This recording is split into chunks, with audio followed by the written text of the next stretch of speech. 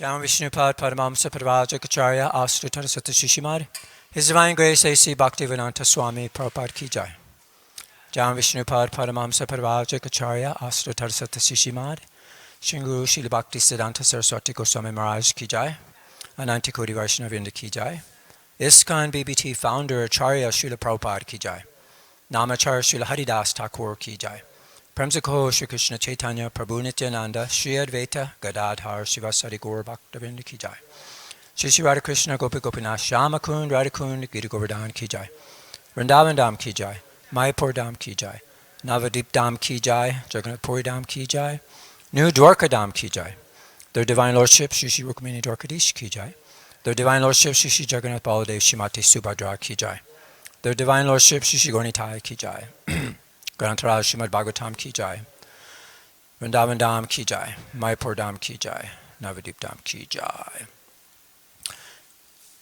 Transcendental Book Distribution Ki Jai. Transcendental Prasadam Distribution Ki Jai. Gaur Premananda Hare Bo. All glories to all assembled devotees, Hare Krishna. All glories to all assembled devotees, Hare Krishna. All glories to all assembled devotees, Hare Krishna. All glories to Sri Sri Guru and Sri Gauranga. All glories to Srila Prabhupada.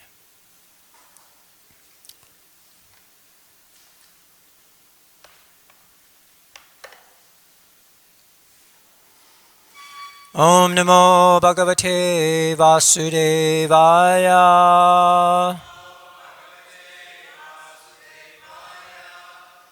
Om Namo Bhagavate Vasudevaya.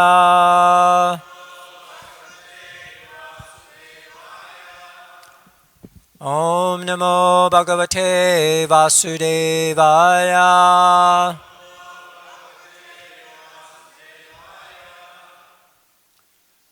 So today we're reading from the Srimad Bhagavatam. This is the second canto entitled The Cosmic Manifestation.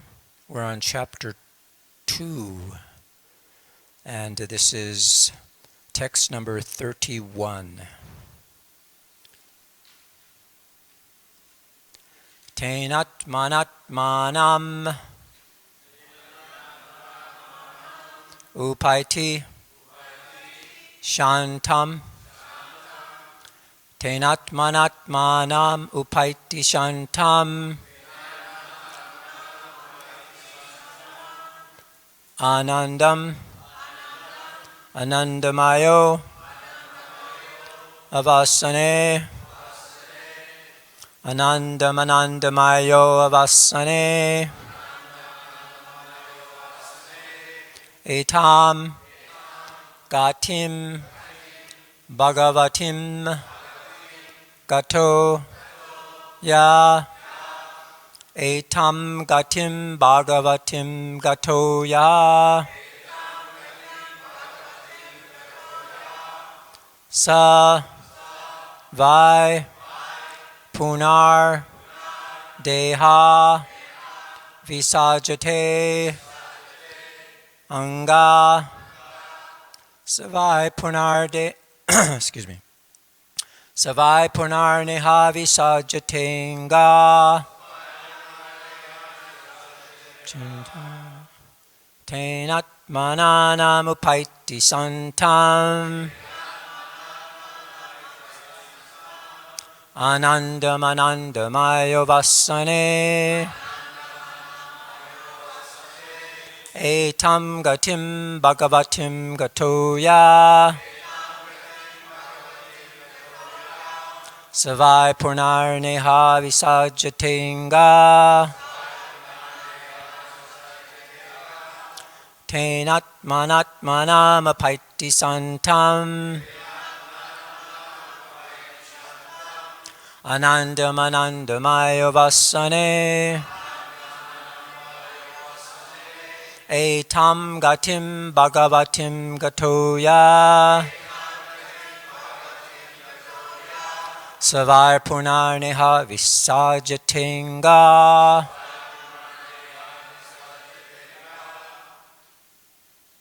Please chant.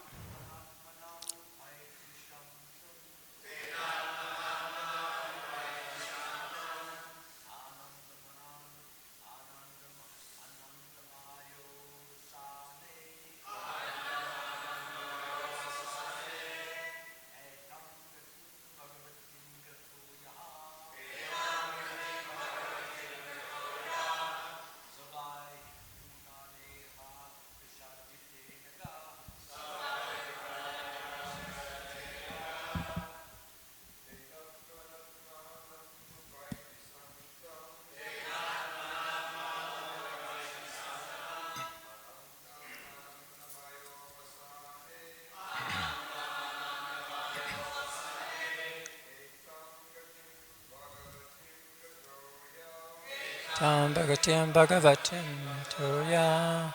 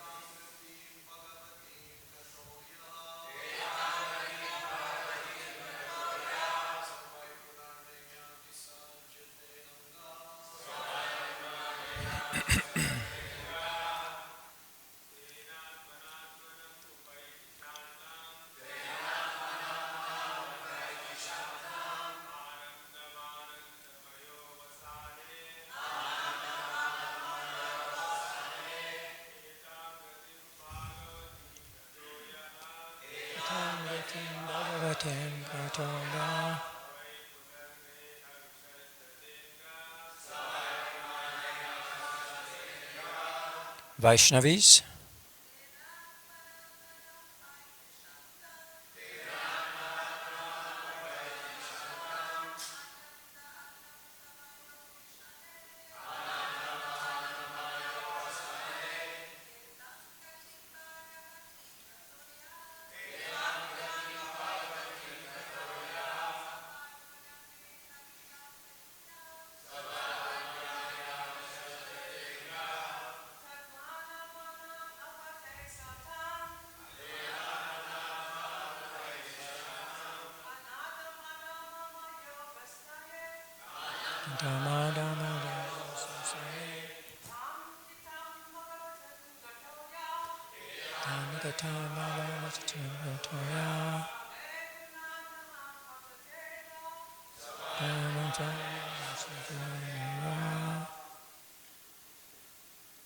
Tena, by that purified, Atmana, by the self, Atmanam, the supersoul, Upayati, attains, Shantam, rest, Anandam, satisfaction, Anandamaya, naturally so being, Vasane, being freed from all material contamination,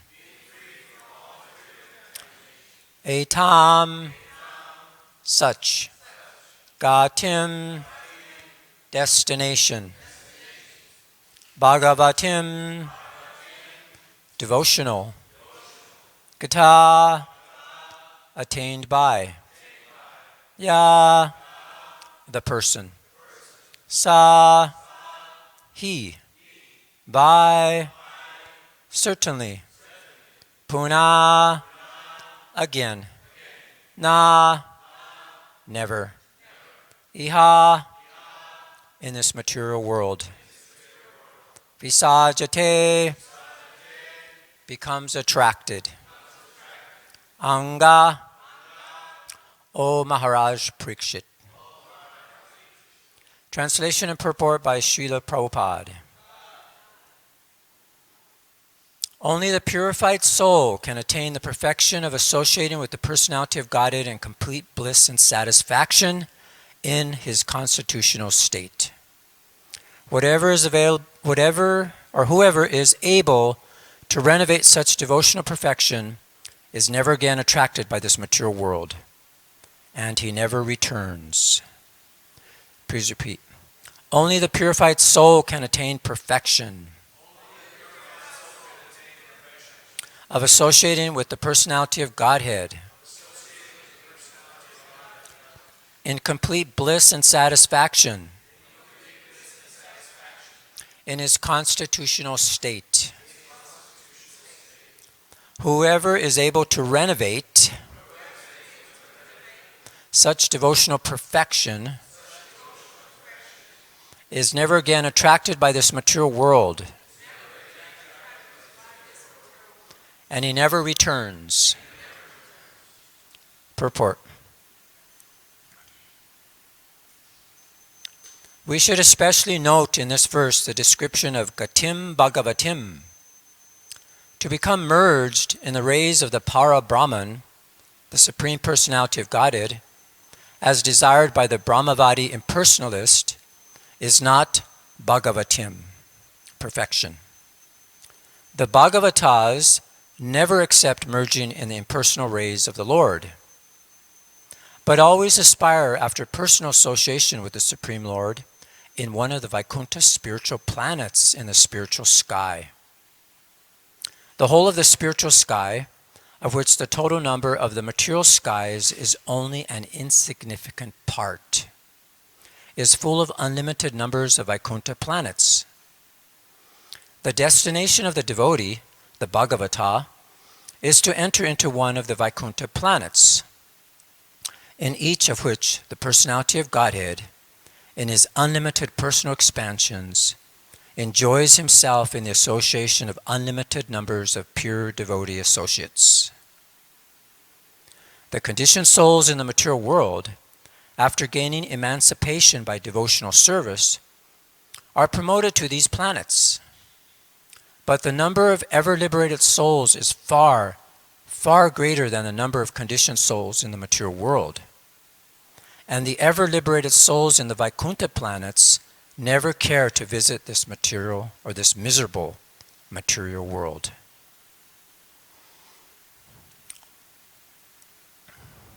The impersonalists, who aspire to merge into the impersonal Brahmajyoti effulgence of the Supreme Lord, but have no conception of loving devotional service to him in his personal form in the spiritual manifestation, may be compared to certain species of fish who, being born in the rivers and rivulets, migrate to the great ocean. They cannot stay in the ocean indefinitely, for their urge for sense gratification brings them back to the rivers and streams to spawn. Similarly, when the materialist becomes frustrated in his attempts to enjoy himself in the limited material world, he may seek impersonal liberation by merging either with the causal ocean or with the impersonal Brahmajyoti effulgence. However, as neither the causal ocean nor the impersonal Brahmajyoti effulgence affords any superior substitute for associating an engagement of the senses, the impersonalist will fall again into the limited material world to become entangled once more in the wheel of births and deaths, drawn on by the inextinguishable desire for sense engagement. But any devotee who enters the kingdom of God by transcendental engagement of his senses in devotional service, and who associates with the liberated souls and the personality of Godhead there, will never be attracted to the limited surroundings of the material world. In the Bhagavad Gita 18:15, also the same is confirmed, as the Lord says, the great Mahatmas or the Bhakti Yogis, after attaining my association, never come back to this material world, which is full of miseries and is non-permanent. The highest perfection of life, therefore, is to attain his association and nothing else. The Bhakti Yogi, being completely engaged in the Lord's service, has no attraction for any other process of liberation like jnana or yoga. A pure devotee is 100% devotee of the Lord and nothing more. We should further note in this verse the two words Shantam and Anandam, which denote that devotional service of the Lord can readily bestow upon the devotee two important benedictions, namely, peace and satisfaction. The impersonalist is desirous of becoming one with the Supreme, or in other words, he wants to become the Supreme. This is a myth only. The mystic yogis become encumbered by various mystic powers and have neither peace nor satisfaction. So neither the impersonalist nor the yogi can have real peace and satisfaction. But the devotee can become fully peaceful and satisfied because of his association with the complete whole. Therefore, merging in the absolute or attaining some mystic powers has no attraction for the devotee. Attainment of love of God means complete freedom from all other attractions. The conditioned soul has many aspirations, such as becoming a religious man, a rich man, or a first-class enjoyer, or becoming God himself, or becoming powerful like the mystics and acting wonderfully by getting anything or doing anything. But all these aspirations should be rejected by the prospective devotee who actually wants to revive his dormant love of God. The impure devotee aspires after all the above-mentioned material things by perfection of devotion. But a pure devotee has none of these tinges of the above contaminations, which are the influences of material desires, impersonal speculations, and attainment of mystic powers. One can attain the stage of love of God by pure devotional service or by a learned labor of love for the sake of the devotee's lovable object, the personality of Godhead. So Prabhupada summarizes it here. To be more clear, if one wants to attain the stage of love of Godhead, he must give up all desires for material enjoyment. He should refrain from worshiping any of the demigods, and he should devote himself only to the worship of the Supreme Personality of Godhead. He must give up the foolish idea of becoming one with the Lord and the desire to have some wonderful powers just to get the ephemeral adoration of the world. The pure devotee is only favorably engaged in the service of the Lord without any hope of emolument. This will bring about love of Godhead, or the stage of Shantam and Anandam, as stated in this verse. Wow, what a powerful purport. Om Jnana Timirandasya Gyananjana Salakaya Chakshus Unmalitam Yena Tasmai Shri Guruve Namaha Shri Chaitanya Manobhistam Stapitam Yena Bhutale Swayam Upakadamayam Dadati Swapadantikam. Jai Shri Krishna Chaitanya Prabhu Nityananda Shri Advaita Gadadhar Shivasari Gaura Bhaktavinda. Hare Krishna Krishna Krishna Hare Hare Hare Rama Rama Rama Hare Hare. Vanchakopa Tubhischa Kripasindu Bevacha Patitanam Pavinebhyo Vaishnavebhyo Namo Namaha. So the verse again, only the purified soul can attain the perfection of associating with the personality of Godhead in complete bliss and satisfaction in his constitutional state. Whoever is able to renovate such devotional perfection is never again attracted by this material world, and he never returns. Wow. So this chapter is entitled The Lord in the Heart. So it's given us a description of this cosmic manifestation, and there's different goals that are achieved or finding out in the Srimad Bhagavatam.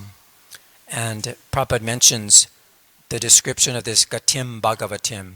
It doesn't mean to merge into this Param Brahman, but it actually means to actually accept Supreme Personality of God as association. So this class can be entitled Shantam Anandam, which is mentioned in this particular verse. And Prabhupada mentions it as complete bliss and satisfaction. And actually, is that the goal? That's the goal of everyone. We all want to be happy, we want to be satisfied and peaceful like that. So this is the goal. But how to get that goal? So all throughout the Srimad Bhagavatam, it's teaching us these three processes to attain our goal. And that's the Sambandha, Abhideya, and Prayojana. So if we try to understand what Sambandha is a relationship with Krishna and his energies. So it's Krishna Sambandha. And then Abhideya is that path or the process that we have to take to get there. And here in this particular chapter, we're reading about the process of the fire, the Agni process. It's like a yoga process. But the real path is Bhakti Abhideya. And then we have this Prayojana, the goal of life, which is, we know, Prema, love of God is. So it's Prema Prayojana. It's not any other kind of Prayojana. It's not like Krishna Prayojana, but it's actually, if you have love for Krishna, then you'll get Krishna. So that's the goal, Prema Prayojana. So this is the process. So as Prabhupada mentions in this particular verse, we talked about here,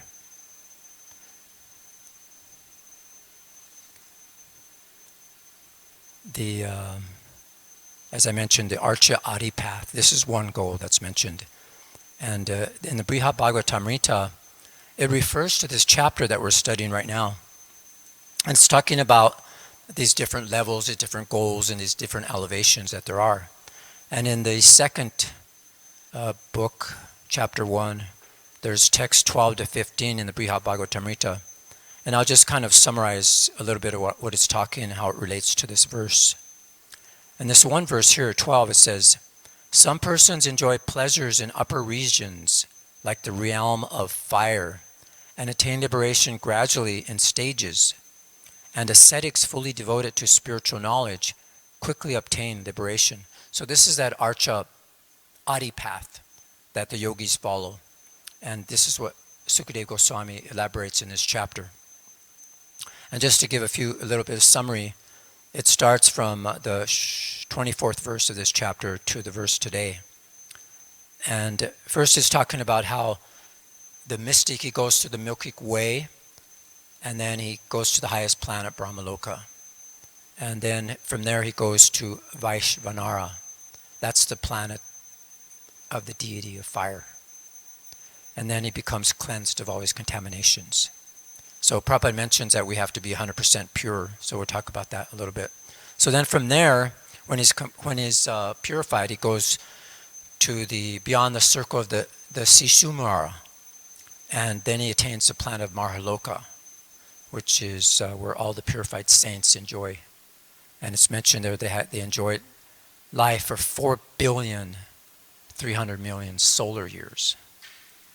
And then from there they go to Satyaloka, where they can enjoy for 15,480,000,000,000 years. That's the duration of Satyaloka. So in there's no old age, there's no death, like that, supposedly, as it's described in the chapter. But after reaching that Satyaloka, then that devotee, he begins to become fearless, and all these different earthly identities, water identities, fire identities, all these different things, elements of the material world, and then he goes through them, and he enters the ethereal stage. And that way he surpasses all these subtle and gross objects of the different senses. And then he enters into the most subtle plane of egotism. And then from there he merges into the Mahatattva. And that's when he becomes self-realized. So just see quite a process. So as today's verse, it's said here, "Only the purified soul can attain the perfection of associating with the personality of God in complete bliss and satisfaction in his constitutional state. Whoever is able to reach such devotional perfection is never again attracted by the material world, and he never returns." So this is the gradual way of liberation. But actually, the Paramahamsas, they're liberated immediately at the end of their current life. So just see how nice that is. So in the Brihad Bhagavatamrita, it continues, And it begins to talk about this process. So it says here in verse 13, but even the devotees of the personality of Godhead who still have material desires can enjoy the pleasures they wish and then become fully purified and go to the Lord's abode. So there's a very nice commentary. It describes more about this in detail, about the karmis and their different desires. And they gradually approach this perfection. But it's saying here that a few Paramahamsa Jnanis, they achieve immediate liberation. So similarly, though all the Vaishnavas are sure candidates for unlimited perfection or ultimate perfection, the Sakama Bhaktas, those whose devotion to the personality of Godhead is mixed with desires to control and enjoy, must first become purified. So this is the process. So then in the next verse 14 it says, that abode Vaikuntha is made of concentrated ecstasy and pure consciousness. Even for liberated souls, it is difficult to attain. But the Lord's devotees who are free from selfish desires reach it at once. So this is actually a conversation going on in the Brihad Bhagavatamrita between Mother Uttara and her son Parikshit. And she's trying to understand what is the highest realms, the Vaikuntha planets. And she's describing these. And it's amazing how it's describing these Vaikuntha planets. You know, as it mentioned here in this verse, concentrated ecstasy of pure consciousness. I can't even imagine that. So it describes very nicely in the purport there how what it's like there, and it's different quotes. So here they're quoting from the Srimad Bhagavatam. This is 2.9. After deeply considering the all-merciful Supreme Personality of Godhead, Hari revealed to the coward man his abode, which is beyond material darkness. Lord Krishna revealed the indestructible spiritual effulgence, which is unlimited, conscious, and eternal. Sages see that spiritual existence in trance when their consciousness is free from the modes of material nature. So that's from the Bhagavatam, also the 10th canto. So the next verse 15 describes how the pure devotees living in Vaikuntha enjoy forever in varied ways the happiness of directly serving Sri Krishna's lotus feet. In comparison, the nectar of liberation appears condemned. As Prabhupada mentioned in this purport, how the devotees, once they attain this liberation, they have no desire to come back here. They have no attraction at all.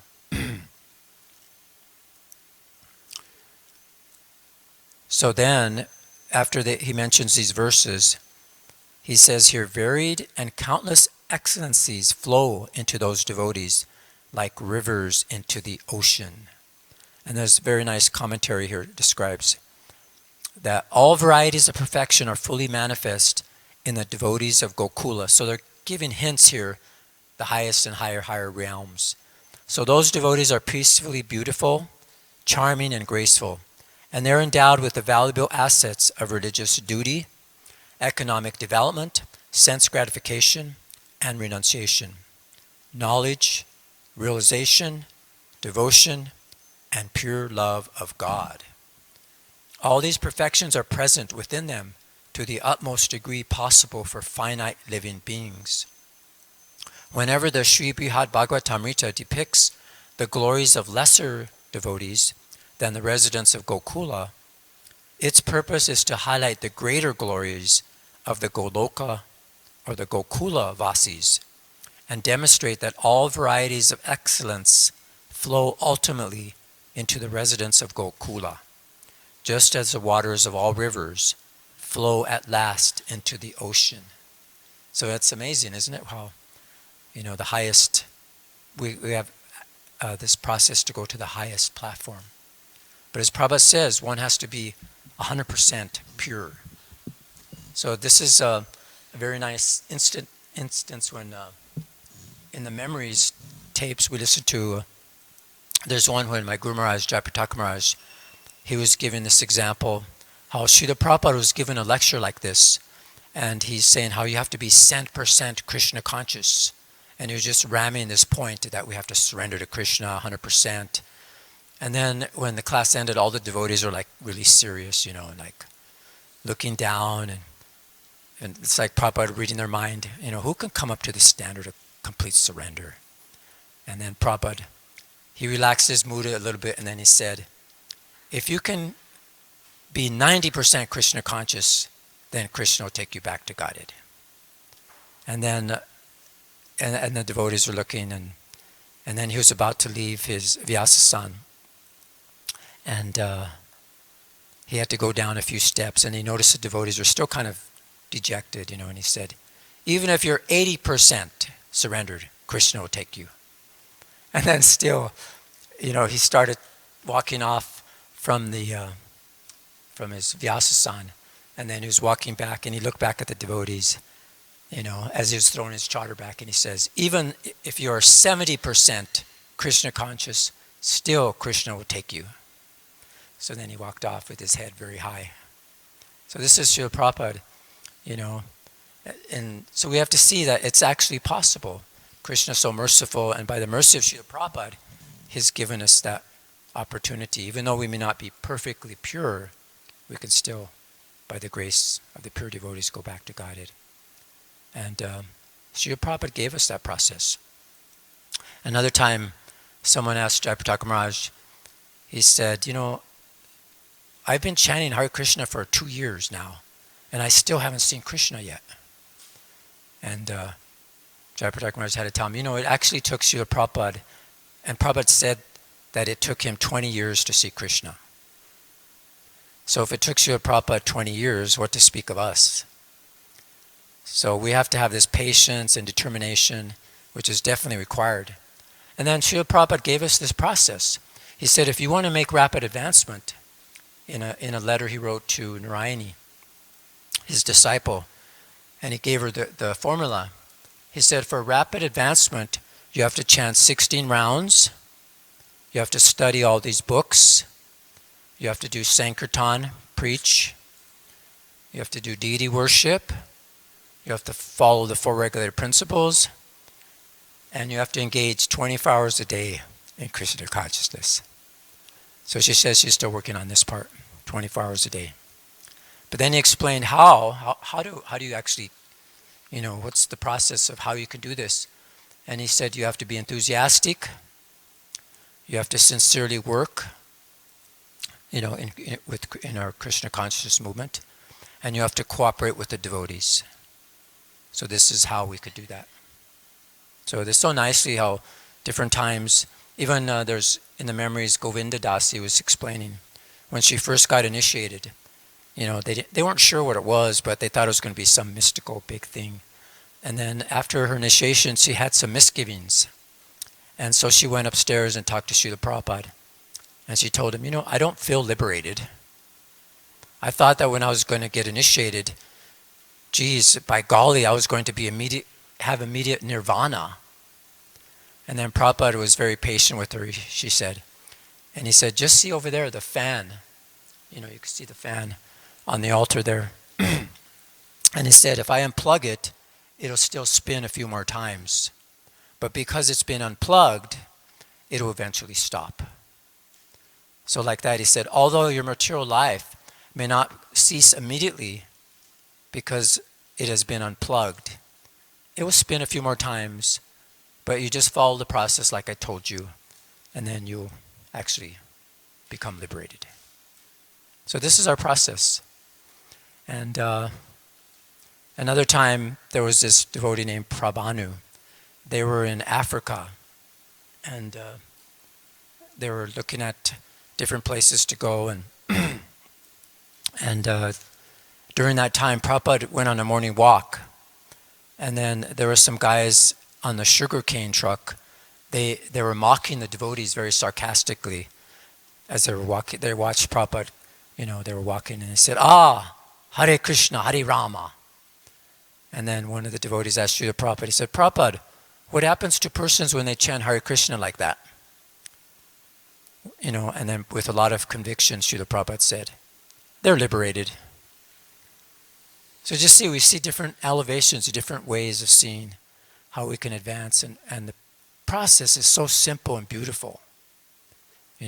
Just chant Hare Krishna once, you're liberated. But we have to keep on the process. We have to keep on the path. But it's just like a ship, it has its goal. It has to navigate. It has a way of navigating to keep it on course. So in the same way, we have to use our navigating instruments that Srila Prabhupada has given us to keep on course. And I mentioned those so that we don't get, off in some distant place, into some dark place where it's not.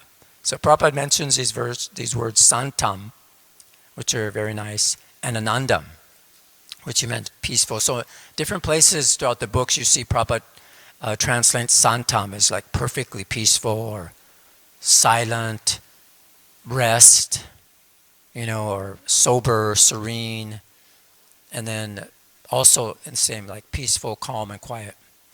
And there's one verse in the Bhagavatam 4849 which describes this peaceful, calm, and quietness, and where it comes from. And this is right in the verse.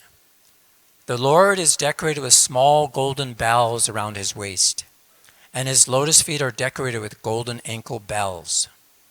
All his bodily features are very attractive and pleasing to the eyes. He is always peaceful, calm, and quiet, and very pleasing to the eyes and the mind. So where do we get peace, calm, and quiet? Just by seeing Krishna. Krishna has it all. So just see that Lord's decorated with these things. So if we associate with the Lord in his name, we get these also. And then the word anandam is also translated different ways throughout Srila Prabhupada's books and in the Vedas, depending. Sometimes it says changeless, ananda means put to rest, or it also Prabhupada mentioned how it doesn't refer to bliss of impersonal liberation, but sometimes they translate it like that. Or transcendental bliss. And in the Chaitanya Charitamrita, there's another verse which brings up this point of transcendental bliss, which Prabhupada describes anandam in this particular verse. So here's the verse. It's from Madhya 14:227. The damsels of Vrindavan, the gopis, are super goddesses of fortune. The enjoyer in Vrindavan is the Supreme Personality of Godhead, Krishna. The trees there are all wish-fulfilling trees, and the land is made of transcendental touchstone. The water is all nectar. The talking is singing. The walking is dancing. And the constant companion of Krishna is his flute. The effulgence of transcendental bliss is experienced everywhere. Therefore, Vrindavan Dham is the only relishable abode. So this is that anandam. And where is it? It's experienced everywhere. It's just like emanating everywhere in the spiritual world. So this is very nicely described. So let's go back to the purport and see if we have some more clues. Srila Prabhupada's talking here. So as we mentioned, the devotees, they're in Vaikuntha planet and they have no desire to go anywhere else. But we have to be careful, as Prabhupada mentions in the purport, that the impersonalists will fall down into the limited material world to become entangled once more in the wheel of birth and deaths and drawn on by the inextinguishable desire for sense engagement. So there's a nice point here that's brought out in the Srimad Bhagavatam. And this is from 558. And this is bringing that point across about how this enjoyment spirit. This is the verse. The attraction between male and female is the basic principle of material existence. On the basis of this misconception, which ties together the hearts of the male and the female, one becomes attracted to his body, home, property, children, relatives, and wealth. In this way, one increases one's life illusions and thinks of terms of I and mine. So this is that process. And it's nicely described. There's a very nice book on this is from Suhota Swami, Dimensions of Good and Evil. And he describes there about this bhakti marga, this bhakti path, and how it's transferring the soul from this dead material forms to these divine ecstatic forms. So it's very nicely described. In one chapter he described here on the Zoroastrian nexus, and he talks about how this is a group of people that actually thinks its celibacy and following these principles is actually against your nature. So they're describing how it's so materialistic that they don't understand how these things are going on. But in the book he describes here, whether on heaven or in earth, the sine qua non, which means the essential condition of something, and something that's absolutely necessary. So the absolutely necessary, whether you're in heaven or earth, of material enjoyment is sex. So sexual attraction is a perversion of attraction to Krishna. To achieve a personal association with Krishna, this attraction must be purified. So he quotes from the second canto, here says, and he quotes this verse that we just read today, our verse, only the purified soul can attain to the perfection of associating with the personality guided in complete bliss and satisfaction. So then he says here, time is the irresistible force that pulls living beings together in sexual relationships all over the universe. The same time factor brings them distress and separation. Ultimately, time dissolves the entire cosmic manifestation. Thus, sexual attraction is inseparable from fear and destruction. So Gwen, another verse that he says here about this attraction, and he's quoting from the Srimad Bhagavatam 9:11-17. The attraction between man and woman or male and female always exists everywhere, making everyone always fearful. Such feelings are present even among the controllers like Brahma and Shiva, and is a cause of fear for them. What to speak of others who are attracted to household life in this material world? So here it's described very nicely that how we should actually get free from these things. As we mentioned, Prabhupada gives us the clue, the system, the process to follow this, to keep us on course on our path. And so he's talking about how this particular society or this organization, they lack this discipline in modern culture. But he's referring to the Bhagavad Gita, which describes how it breaks down this discipline. It's traced to how we're just contemplating the senses. And that's in the verses in the Bhagavad Gita. While contemplating the objects of the senses, a person develops attachment for them, and from such attachment lust develops. And from lust anger arises, from anger complete delusion arises, and from delusion bewilderment of memory. When memory is bewildered, intelligence is lost, and when intelligence is lost, one falls again into the material pool. So because of the karma philosophy begins with the contemplation of the sense objects, it ends in the breakdown of all the spheres of human endeavor, physical, intellectual, social, and religious. The karma philosophy is, and remains the main root of materialistic culture. That's what he says in his book there. So this is the root of that. So here we have to understand how Srila Prabhupada mentions also, he quotes the Bhagavad Gita verse in this particular purport. And he mentions there this verse, Mamapecha punyar janma dukhalayam asasvatam napnuvanti mahatmana samsirim param gata. After attaining me, the great souls who are yogis in devotion never return to this temporary world, which is full of miseries, because they have attained the highest perfection. It's a really nice purport and short, but I won't read it. But he just says that how the devotees, they achieve the highest perfection in that purport. So this is what happens. So he mentions also in the next verses how that from the highest planet in the material world down to the lowest, all are places of misery where death takes place. And then he brings out how he compares the material world to the spiritual nature in the next verses in the Bhagavad Gita. And he says here, by human calculation, 1,000 ages taken together form the duration of Brahma's one day, and such also is the duration of his night. At the beginning of Brahma's day, all the living entities become manifest from the unmanifested state, and thereafter, when the night falls, they are merged into the unmanifest again. So again and again, when Brahma's day arrives, all living entities come into being, and with the arrival of Brahma's night, they're helplessly annihilated. So this is the process in the material world. this is what happens. So we're comparing the spiritual world to the spiritual world. So Prabhupada Krishna in the next verses explains to Arjuna that there's another nature which is eternal, is transcendental to this manifested and unmanifested matter. It is supreme and it's never annihilated.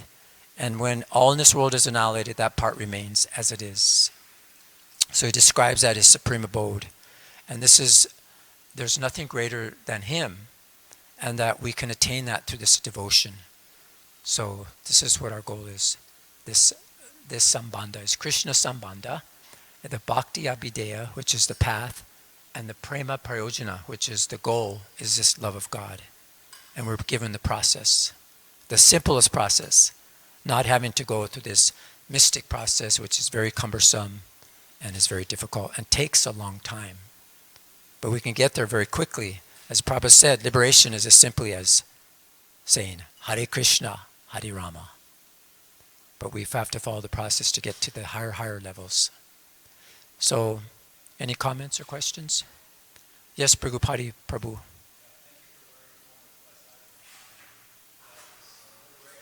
Yes.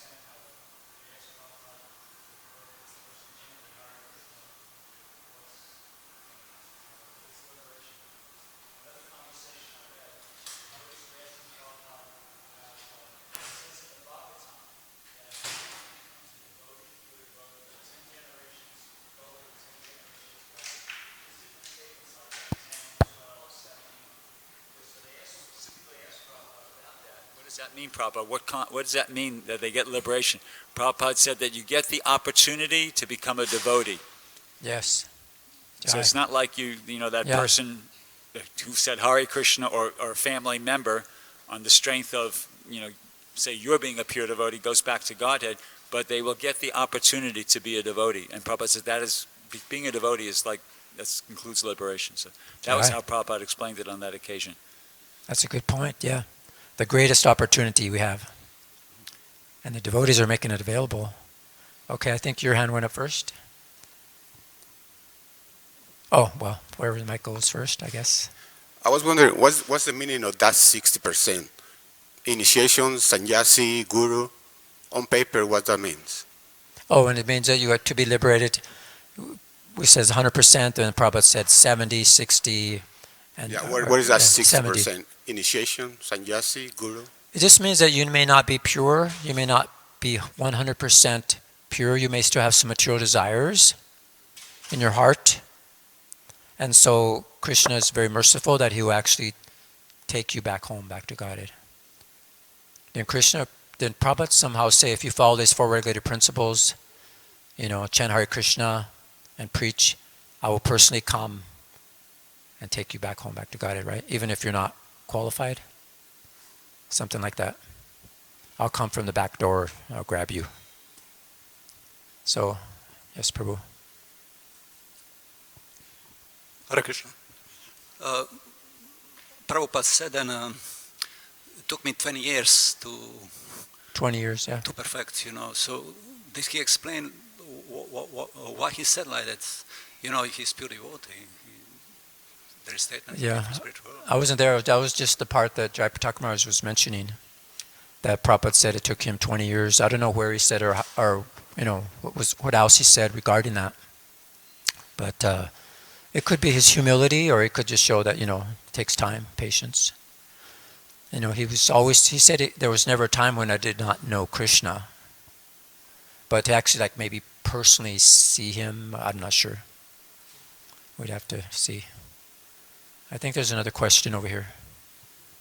Yeah. In regards to that point that Prem Sankirtan was asking about, I read in the Bhagavatam a couple of days ago that by the order of the Lord, sometimes a pure devotee gets sent here, seemingly in a normal human condition, and despite all impediments, they eventually get back to being a pure devotee. And that in that process, they're able to pull people with them who would otherwise not be liberated. Yeah, very nice. Thank you. Jai. Okay, if there's no further questions, thank you for your kind attention. All glories to Srimad Bhagavatam. All glories to Srila Prabhupada.